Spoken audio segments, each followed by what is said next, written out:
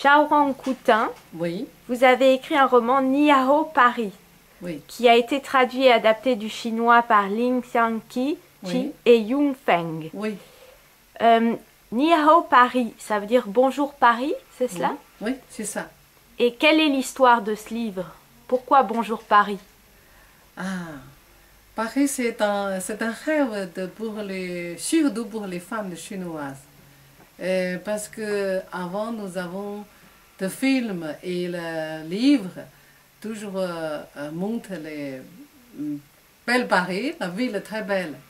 Et puis la culture de français, très bien. Et puis beaucoup d'historiques, la France et la Chine.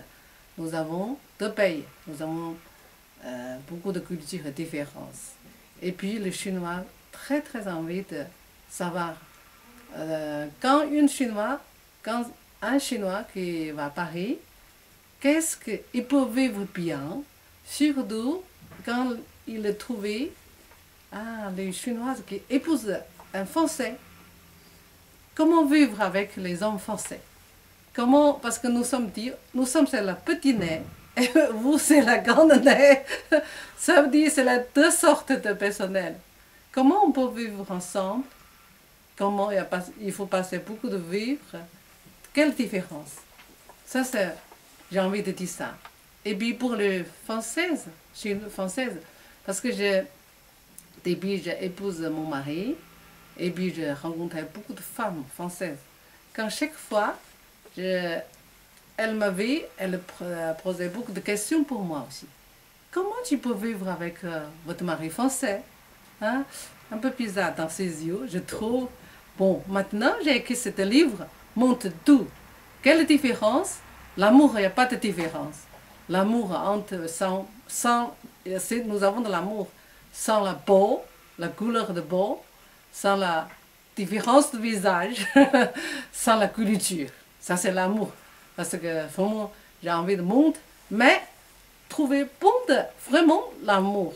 Il faut vraiment passer beaucoup de difficultés. Difficiles aussi. Voilà. Vous êtes accompagné de votre mari. Quel a été votre regard à vous sur ce livre qu'a écrit votre épouse et quelle a été la première impression à la lecture de ce livre? Écoutez, je dirais que ce roman, qui est vraiment un roman, qui est une histoire, qui raconte vraiment l'histoire d'une jeune femme qui décide un jour, après des péripéties personnelles, amoureuses difficiles en Chine, comment elle décide un jour de quitter son pays, de tout quitter et de venir s'installer en France.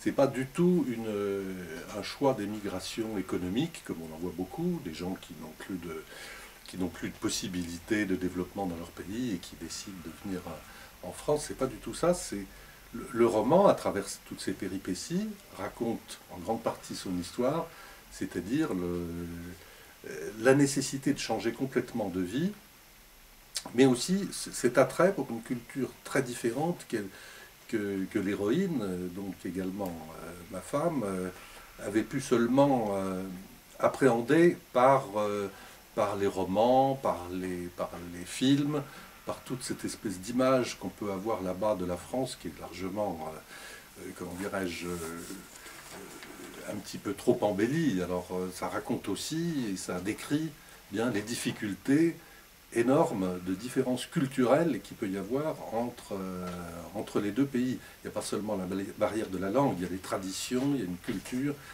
Je voudrais en prendre certains exemples. Par exemple, dans le roman, vis-à-vis des enfants, par exemple. La découverte de cette nouvelle famille, qui est déjà, il s'agit d'une famille à recomposer, avec déjà des enfants qui sont encore petits, et l'attitude vis-à-vis des enfants, par exemple, est très différente. On s'occupe en Chine des enfants, on les touche facilement. En France, et il y a justement un passage très intéressant là-dessus. Il y a une autre famille sino-française où les beaux-parents refusent refuse l'attitude de la nouvelle femme qui est là, qui touche les enfants, qui s'occupe un petit peu trop de... Nous, en France, on est très à l'écart de ces choses-là. On ne s'occupe pas en permanence des gens. Donc il y a beaucoup de différences, comme celle-là. Celle-là est un peu anecdotique, mais il y a de très très grosses différences. Et vraiment, le roman expose vraiment ces différences très difficiles à surmonter. Pour elle, comme nous aussi du côté français.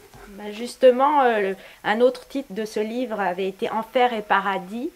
Où se situe l'enfer? Quelles ont été en particulier les plus grandes difficultés à surmonter? Ah, parce que un Chinois, dans la tête de esprit de Chinois, ils ont toujours pensé, ah, la Paris, très belle, très bon, et puis c'est un paradis. Mais ils pensent que quand je vais Paris, je vais à la France, mieux que beaucoup en Chine. Donc quand ils pensaient ça, ah, je vais paradis, ça veut dire je n'ai pas de... Je ne peux pas rencontrer de problème.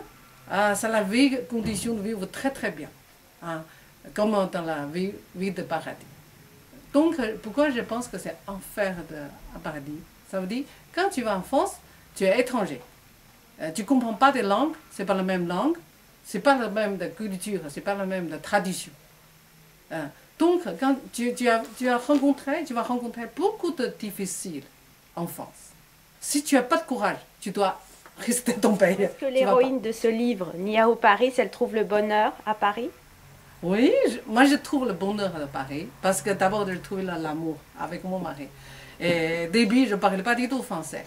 Et puis on a conversation par les dessins, écrits, dessins, par dessin, beaucoup de dessins, c'est ça.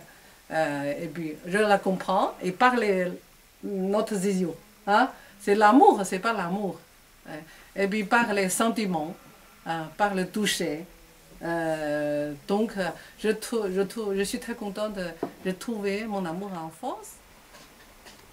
Quels sont les personnages rencontrés dans ce livre par l'héroïne? Oui, alors ça c'est aussi important parce que elle a décidé de refaire sa vie, mais l'héroïne, Xiaodong, a décidé de refaire sa vie pas seulement de manière économique. Elle voudrait refonder une famille et retrouver une vie totalement différente. Mais beaucoup d'autres jeunes femmes chinoises rencontrées dans ce livre viennent surtout pour trouver une sécurité. Donc elles cherchent également à épouser des hommes français, mais surtout dans un objectif de sécurité personnelle. On pense beaucoup en Chine à la vieillesse. Beaucoup de Chinois ont peur de vieillir sans argent, sans moyens et sans soutien. Donc l'objectif de Xiaodong est très différent, c'est très sentimental et je dirais que c'est un roman en grande partie une aventure sentimentale. Et il y a également d'autres personnages rencontrés qui sont tous plus ou moins honnêtes, notamment certains Chinois de Paris. Il faut bien comprendre aussi que cette communauté qui est très large, les Chinois à Paris, est très diverse. Hein. Il y a des personnes qui viennent de l'ensemble de la Chine, qui est un pays vaste, du Sud en grande partie. Et il y a aussi des pièges dont elle arrive à se sortir, mais difficilement, parce qu'il y a souvent aussi de grosses rivalités à l'intérieur de cette communauté pour arriver à réussir. Donc là aussi, il y a des histoires un peu compliquées, et parfois ça tourne un petit peu à l'histoire policière.